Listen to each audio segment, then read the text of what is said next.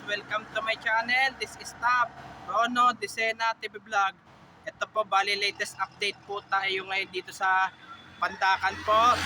Dito sa libo-libo kabahayan po sa likod ko po ay talagang mga nganib na po sila, talagang mga nakatira po.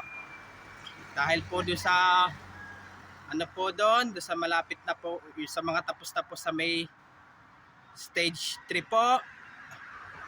At huwag niyo pong kalimutan, i-follow niyo na po ang aking bago kong Facebook page, TikTok page, Instagram page. At i-subscribe niyo rin po ang aking YouTube channel ko po. At i-follow niyo na rin po ang aking Twitter page ko po. Ito po, bali kakagaling ko lang po sa Ayala po. Bali kakatapos ko lang po mag-collapse po. Tara po, let's go po!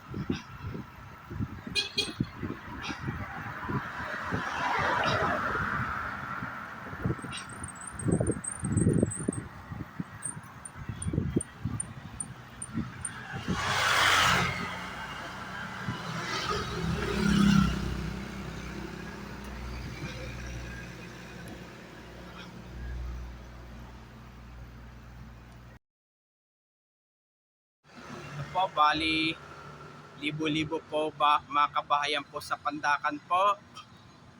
talagang madidemolish po dahil po doon sa pagtatayo po ng Skyway Connector po. Phase 2 po. Kasi po doon sa lagpas, bago mag phase 3 po ay may mga bakal po para po sa poste po.